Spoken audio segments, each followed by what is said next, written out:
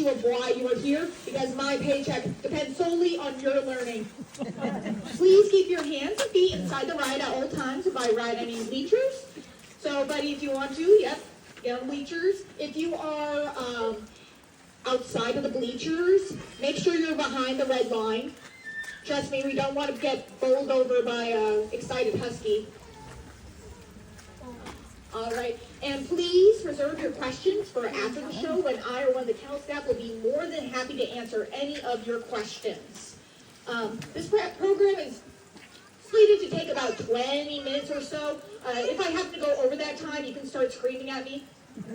Also, speaking of screaming, if there's something that moves behind me and it's not a person or a dog, we did not invite them.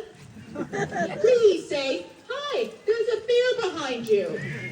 There's a moose behind you. Let's try it. Scream moose for me. Moose! Scream bear for me. Bear! Thank you. And you know what? I'm such a nice person. I will do the same for all of you.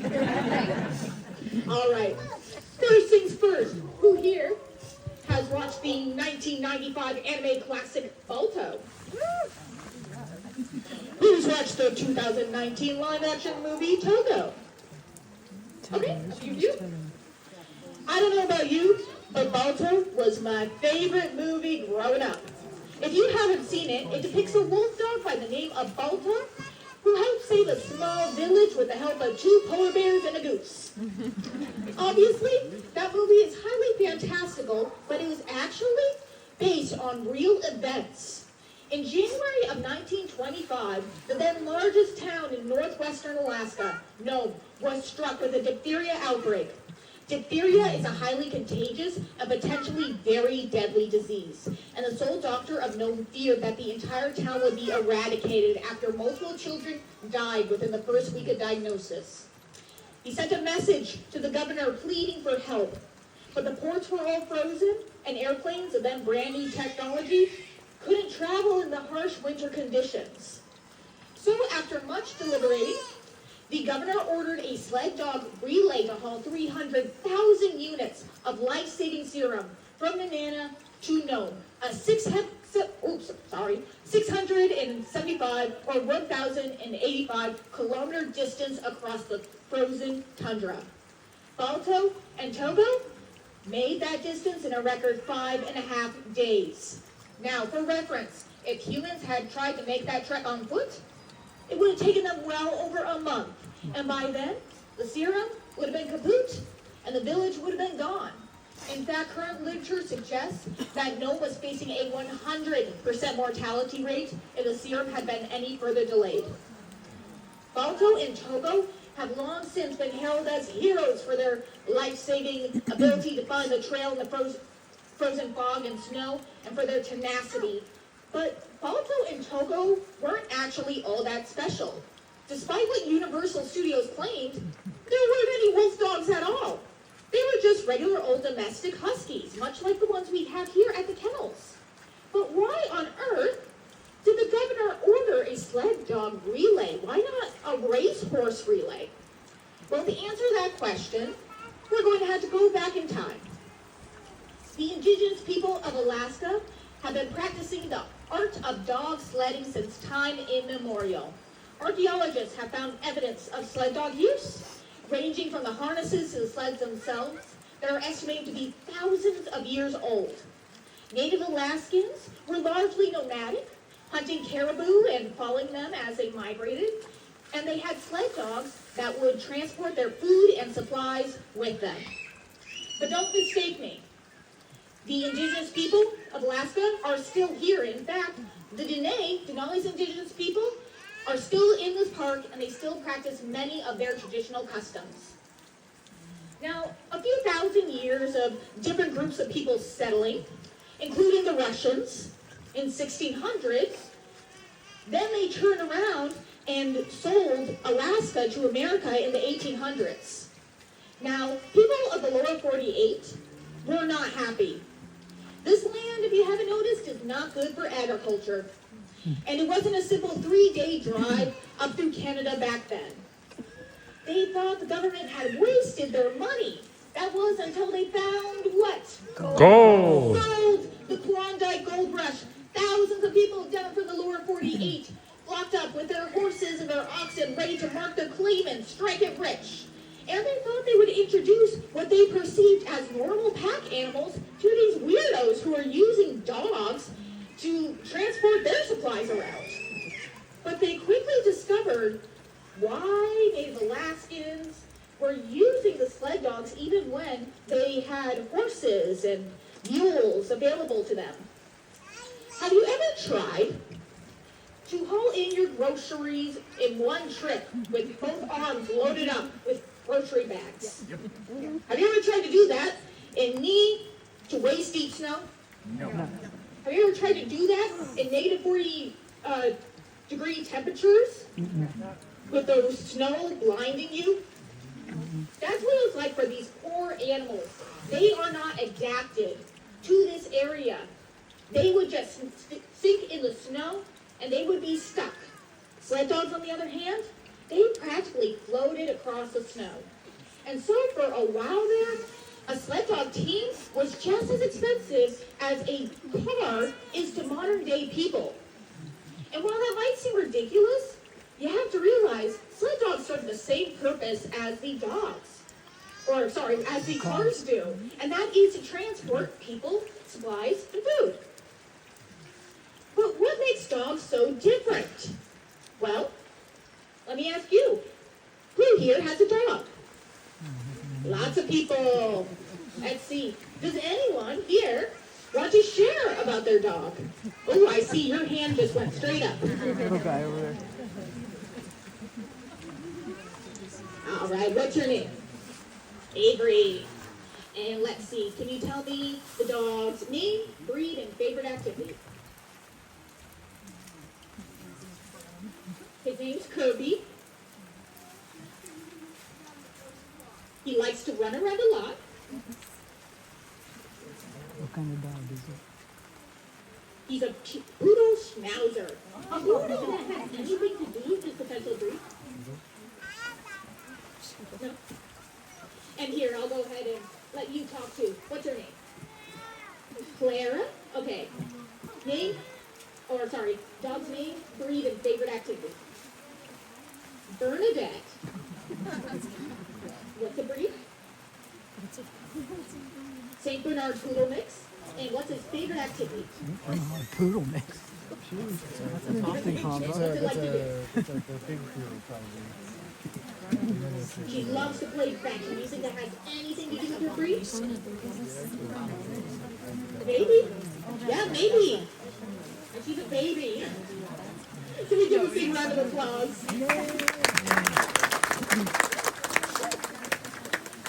So I'll use my own dog as an example. His name is Oliver, and I don't know much about him origin-wise. He was, like many dogs, an adoptee. But what I do know is he is some sort of terrier. And how I know that is he has long legs, a deep chest, a pointy nose, and a chase stride. You see, I'm not insane. When winter starts to set in here, I go down south. And Oliver loves to somehow pinpoint every single small mammal, lizard, bugs, etc. in our backyard whenever we are down south. I will let him out to use the restroom, I will turn my back, and he will just know instinctively where all of these poor things are, because then he'll start chasing them.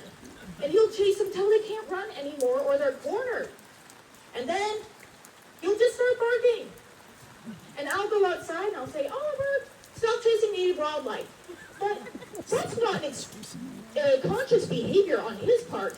That's actually instinctual. Certain terriers are bred to merely chase their quarry into a trap or to their hunting owner.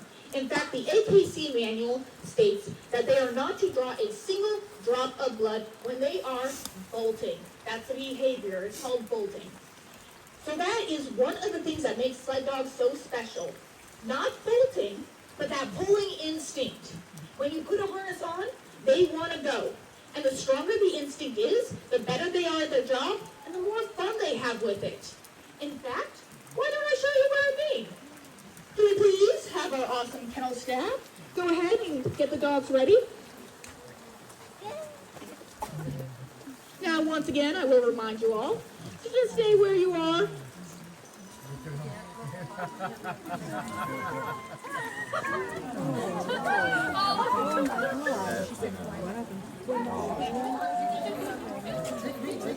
This is why, by the way, we don't allow people in the yard. They get very, very excited. These are more huskies looking than the ones in Skagway. Oh, they're ready to go.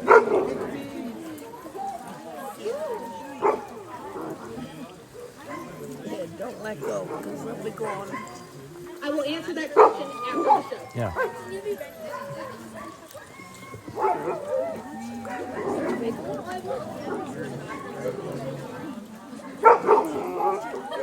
Now, just so you know, they're only going to run around the track once. So if you want to take a photo or get video, be sure that it's ready.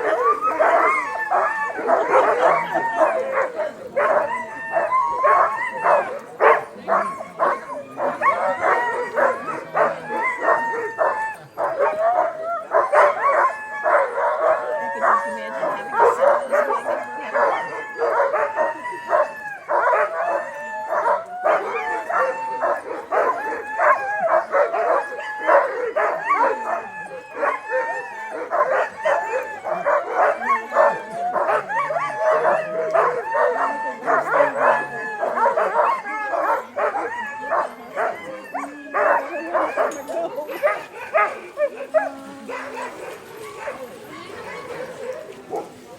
And there they go, off into the forest. And the other ones are jealous. That was amazing. Yeah, they're gonna come out this thing right here, probably. Yeah.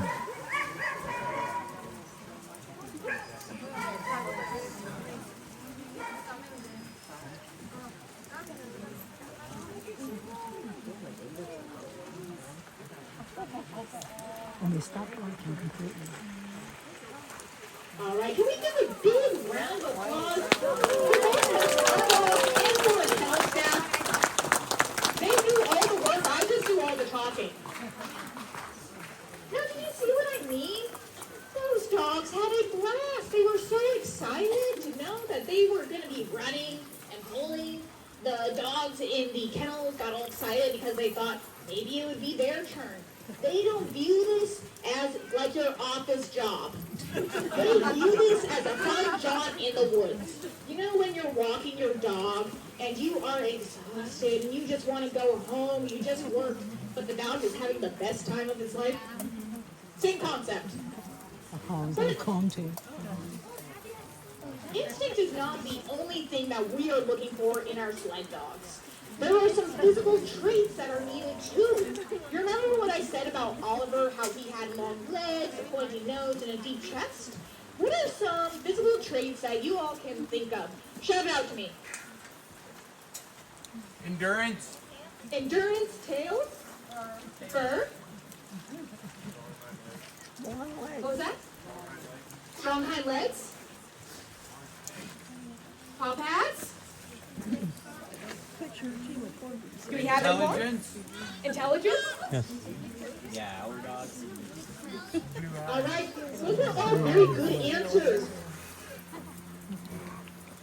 You can't get through. You can't get through his Oh my goodness. That's Blaze. She has a big personality and a big mouth. I'll use Blitz here as an example. So Blitz has this super thick double coat to keep it warm during the winter time. In fact, during the summertime, we don't let the dogs do any running, not just because there's no snow, but because it's so hot. So they only do the running during these programs. In fact, after the program, if you get the chance to, feel their fur or their skin underneath their fur. It's hot. They are essentially wearing a raincoat over a winter snowsuit. They need those long legs with those big paws to act as snowshoes and keep them atop the snow.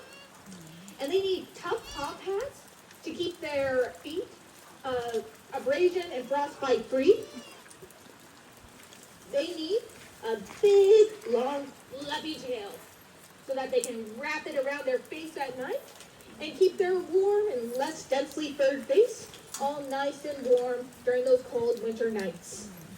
And they need almond-shaped eyes to protect against snow blindness. People ask us all the time, what on earth are these dogs? They all look like a completely different breed. And the answer is, does anyone know? Alaskan Husky. Alaskan Huskies, yes. But you won't find them in any AKC manual. And the reason why is because Alaskan Huskies are bred for purpose, not for aesthetics. They don't have a standard look to them. They can have floppy ears, they can have all kinds of different coat patterns and coat colors, and they can vary vastly in size, all the way from 50 pounds to well over 100 pounds. As long as they have those few traits I listed, they'll work as sled dogs. Now, I'm sure you're wondering, we went through the history and the science, why on earth do you think we have sled dogs? Does anyone have any answers? Shout them out to me. Transportation. Wilderness, no machine. Sports. Any other answers? Companionship. Ambassadors. Rescues. It's the wilderness, no machine. Wilderness, no machines. Great answer.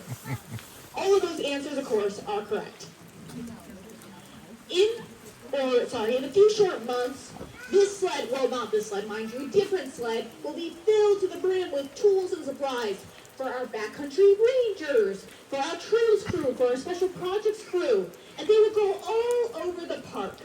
Because unlike most national parks that use helicopters and motorized vehicles, ATVs, we have found something that is more reliable, more environmentally friendly, and more culturally relevant. And cuter. And cuter. Definitely cute. Have any of you been down to the Triple Lakes Trail? If you happen to visit the suspension bridge, which I would recommend, it's pretty cool, we actually built that by hand. And how we did it was we had the dogs haul the materials and the timber and all the supplies in the wintertime so that during the summertime, they could actually build the bridge. And this is because we have the Wilderness Act. The Wilderness Act states that a manager needs to designate the least tool to use for projects and things like that. And we found the dogs. Now, I say reliable.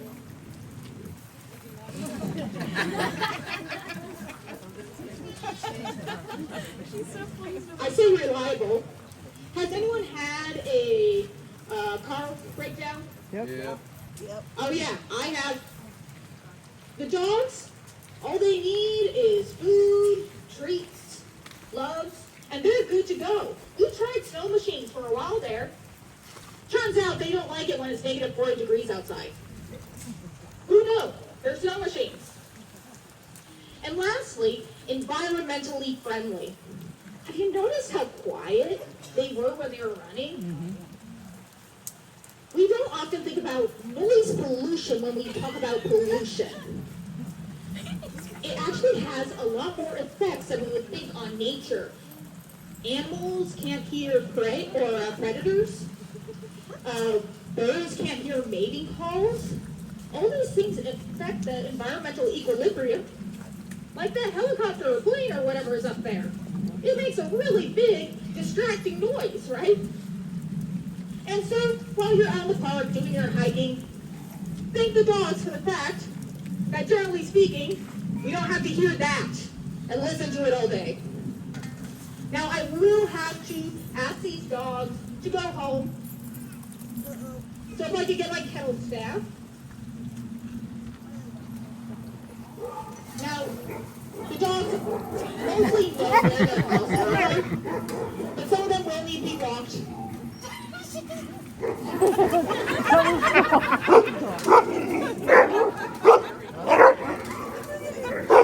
Blaze is one of those puppies.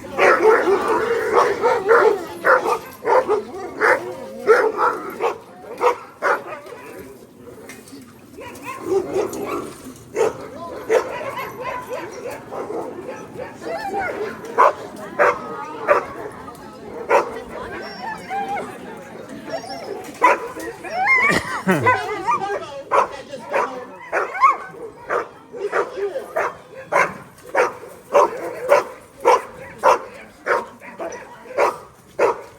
Jewel is actually her grandmother and our grandmother of puppies.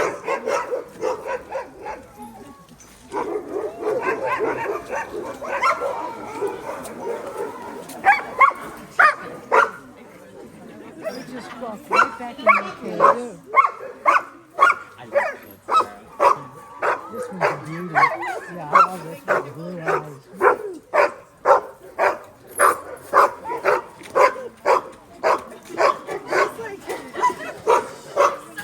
Bigger than she is. Wow. She gets to go last because And then we have Blaze. He was born in October of 2023. Baby. She's still technically in that teenager stage. I'm sure you could tell.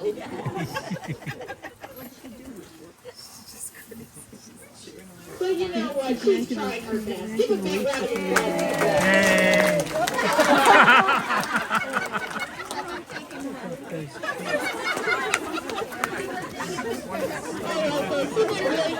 I do also mention a few things before I have a final thought. The first bus will leave immediately, but then they'll be staggered out. You can still pet the dogs for a few minutes afterwards. We will start closing down, but you can't stick around and watch the dogs get fed. If you want to take pictures, you can stand on the sled. Just don't sit on it or anything like that, or stand on runners. And one more thing, I know I mentioned that you weren't allowed to feed the dogs. There is one dog you can feed. His name is Buck. He eats silver coins and green paper. All proceeds go back into the kennels. While our dogs aren't necessarily saving villages or being praised for their heroism, they are still very important to the park. They're both environmentally friendly, reliable, culturally relevant, and like someone in the crowd said, cute. Thank you, folks. You've been wonderful. Have a good day. Thank you.